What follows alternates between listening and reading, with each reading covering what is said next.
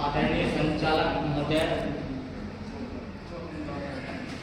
मंच में उपस्थित अतिथिगण, वक्तागण एवं आज के द्वितीय सत्र के अध्यक्ष हमारे आदरणीय सर, मंच के समक्ष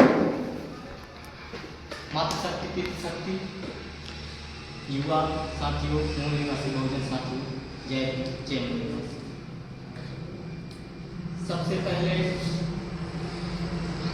सत्यशोधक समाज के निर्माता,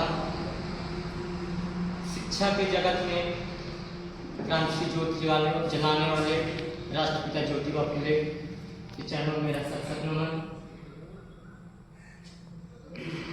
भारत रत्न, भारतीय संविधान के निर्माता डॉक्टर बाबा साहब अम्बेडकर के चरणों में मेरा सशक्त नमन।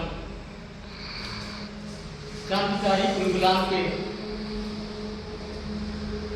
क्रांतिकारी धरती आबा बिरसा मुंडा जी के चरणों में मेरा सशक्त नमन। साथियों, आज के भाग दौड़ की जिंदगी में मुझे लगता है कि किसी के पास इतना वक्त नहीं रहता होगा कि ऐसे कार्यक्रमों में आप अपना अमूल्य समय दे पाएं, लेकिन आप सब ने इतने अच्छे समाज के विचार को एक सही दिशा में ले जाने के लिए आप सब ने अपना अमूल्य समय इस कार्यक्रम को दिया है। इसलिए मैं आप सभी का दो पंक्तियों के माध्यम से स्वागत करना चाहूंगा कि जहमत उठाकर आप ये जो तशरीफ लाए हैं, कि जहमत उठाकर आप ये जो तशरीफ लाए हैं, आपके स्वागत में, आपके सम्मान में ढेर सारे फूलों की क्या विचार, हम तो दिल बिछाए हैं, हम तो दिल बिछाए। साथियों, आपने कई बार किसी वक्ता के माध्यम से यह सुना होगा कि हमारे देश के जो बैकलॉग पद की जो भर्तियां हैं, जो पद हैं वो खाली हैं। अलग अलग विभागों में कई प्रकार के पदे हैं, जो कुर्सियां हैं वो खाली हैं। साथियों, वो कुर्सियां इसलिए खाली हैं क्योंकि ऐसे कार्यक्रमों की कुर्सियां खाली हैं।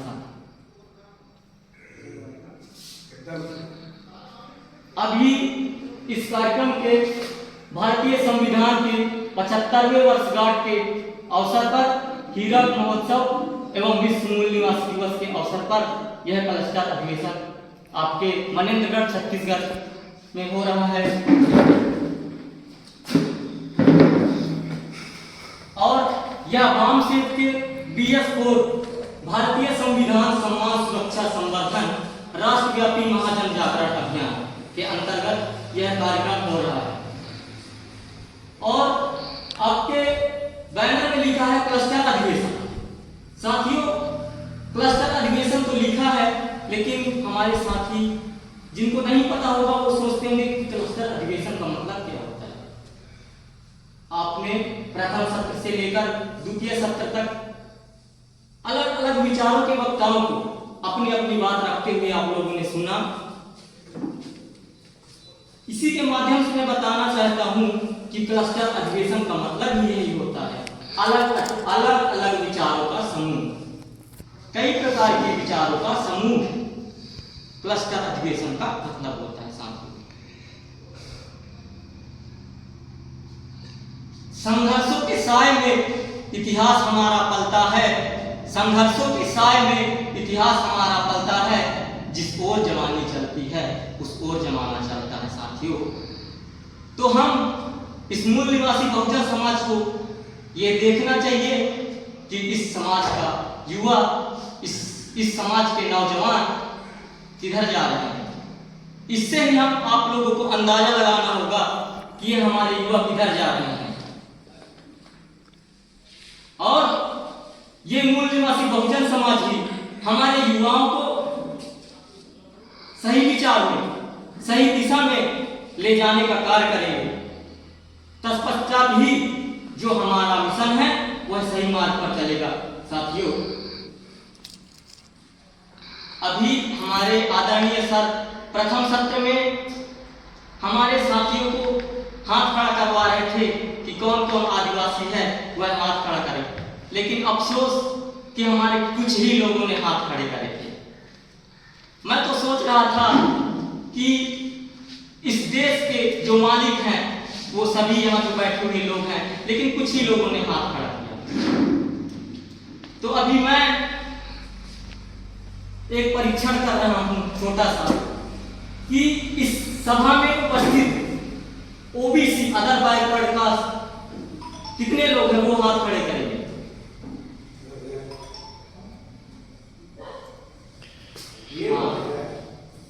आप नीचे कर लीजिए। अब शेड्यूल कास्ट यानी 80 के लोग कितने हैं वो हाथ ऊपर करेंगे साथ। धन्यवाद। अब मैं एसटी के लोग यानी शेड्यूल्ड ट्राइब कितने लोग हैं वो हाथ खड़े करेंगे। धन्यवाद आपका भी। अब मैं कौन कौन मूल निवासी हैं इस देश के वो हाथ खड़ा करेंगे।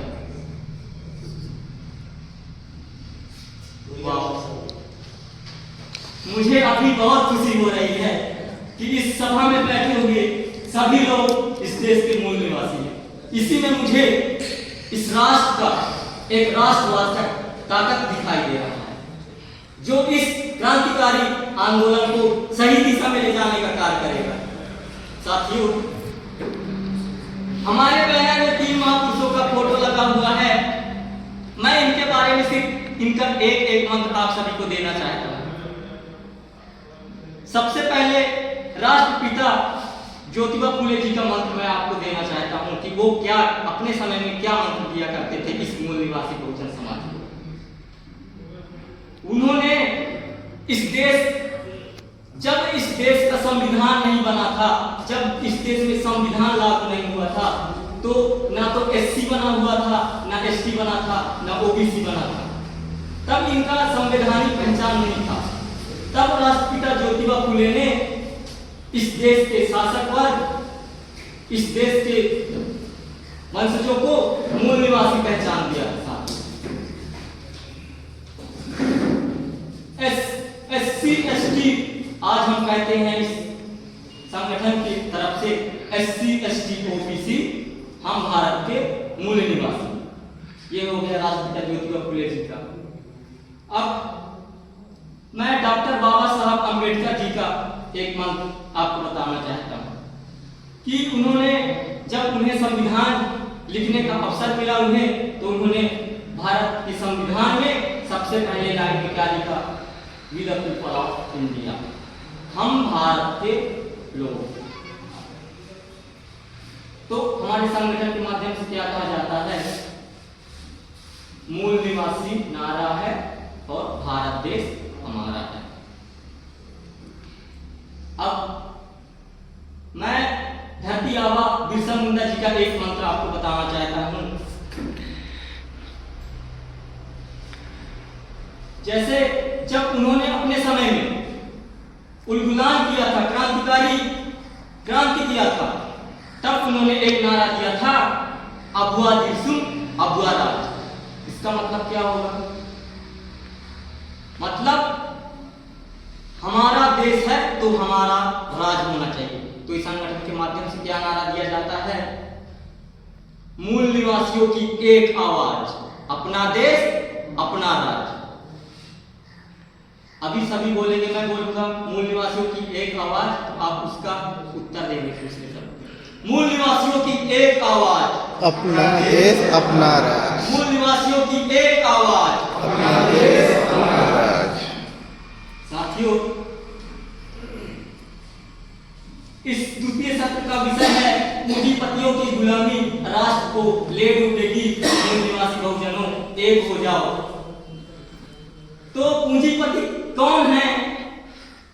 पूर्व वक्ताओं ने आपको बताया, फिर भी मैं अपने शब्दों में कुछ कह रहा हूं कि जो राष्ट्रीय संपत्ति है, जो राष्ट्र की संपत्ति है, वो संपत्ति किन्हीं चंद हाथों में चली जाए, और जिन लोगों के हाथों में राष्ट्र की संपत्ति समेटकर सीमित हो जाए, उन्हें पूंजीपति कहा जाता है।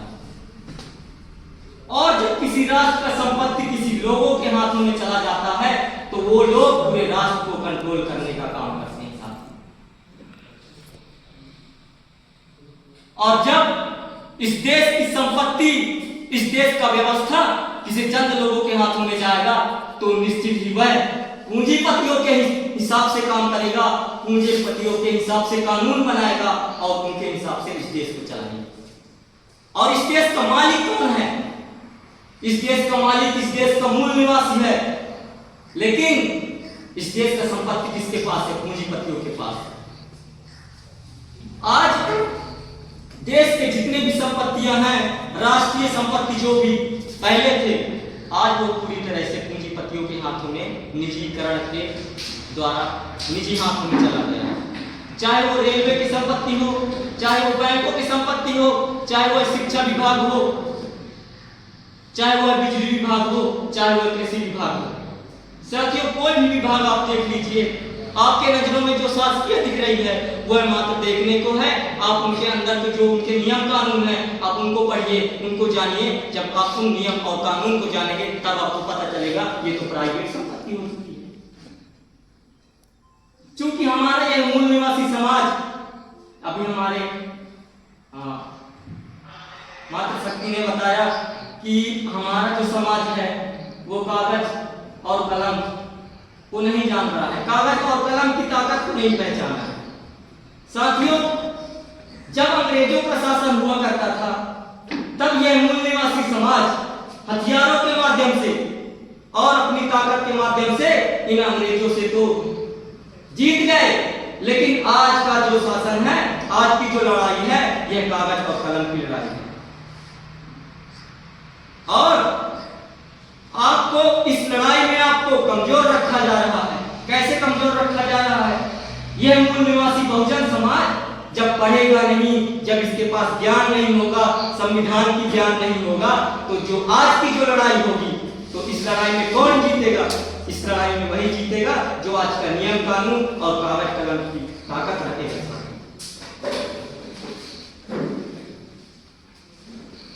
अभी आप लोगों ने कई समाचार सुने होंगे कि यहाँ इतने स्कूल बंद हुए, यहाँ स्कूल का भवन गिरा और यहाँ इतने स्कूल भवन गिरने से इतने विद्यार्थियों की मौत हुई। यह तो ट्रेलर है साथियों। अगर आपने समय रहते इस मूल निवासी बहुजन समाज को जागरूक नहीं किया, इस मूल निवासी बहुजन समाज को एक मंच और एक बैनर के साथ नीचे नहीं लाया, इस मूल निवासी बहुजन समाज को एक मंच पर नहीं लाया, तो ये समाज बिखरता रहेगा और ये पूंजीपति लोग इस मूल निवासी बहुजन समाज को इसी तरह से तोड़ते रहेंगे और राज करते रहेंगे। आप सब अभी देख रहे होंगे कि इस मूल निवासी बहुजन समाज को लैंडलेस किया जा रहा है। लैंडलेस का मतलब क्या होगा?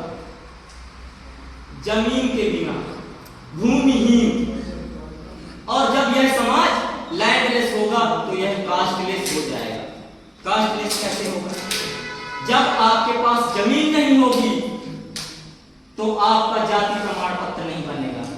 जब आपका जाति प्रमाण पत्र बनाया जाता है तो वो जमीनों के कागज मांगे जाते हैं।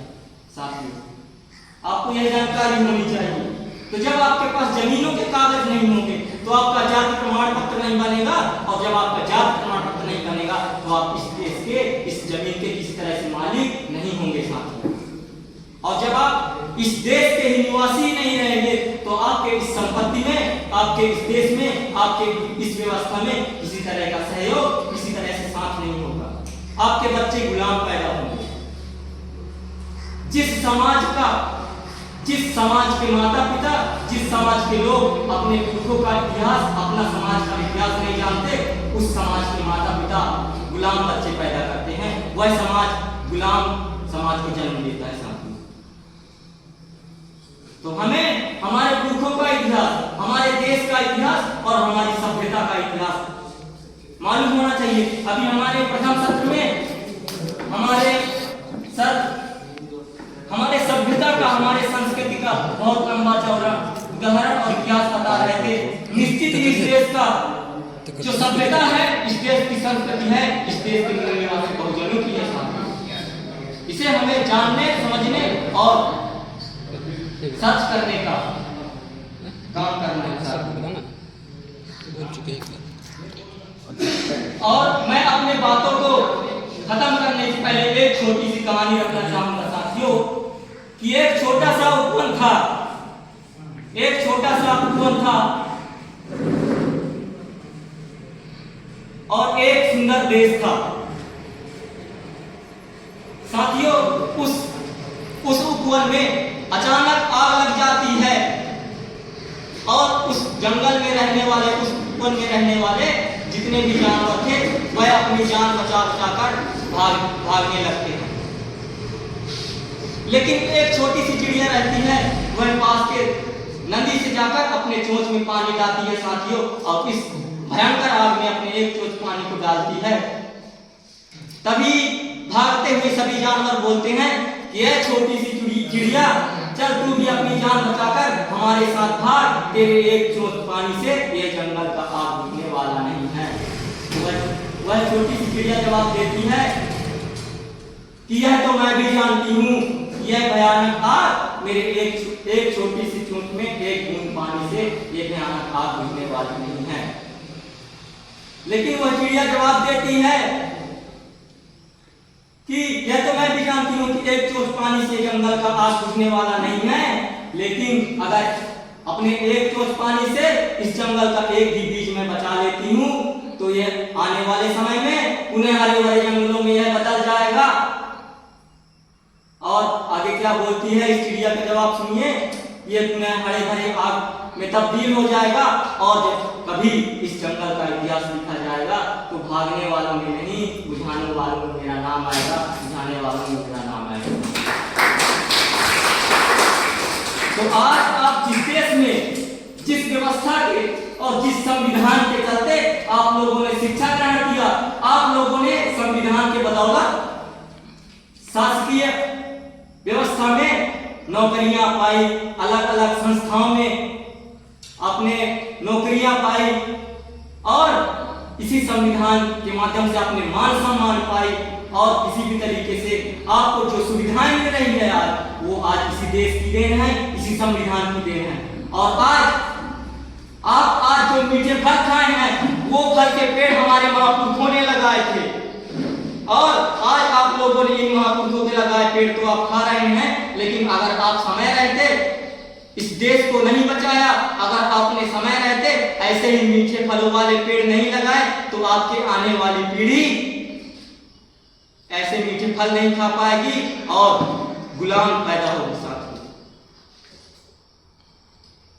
इसी के साथ मैं दो लाइनों के साथ मैं अपनी बाड़ी को यहीं विराम करूंगा कि कर सको तो वाणी में वो असर पैदा करो, कर सको तो वाणी में वो असर पैदा करो, रुख हवाओं का मोड़ दे वो हुनर पैदा करो। और अगर चाहते हो मान सम्मान से जीना तो घर घर में फूले साहू के रियाज बिरसा अम्बेडकर पैदा करो, अम्बेडकर पैदा करो। जय भीम, जय मूल्यवान, जय भारत, जय भारत, जय भारत, जय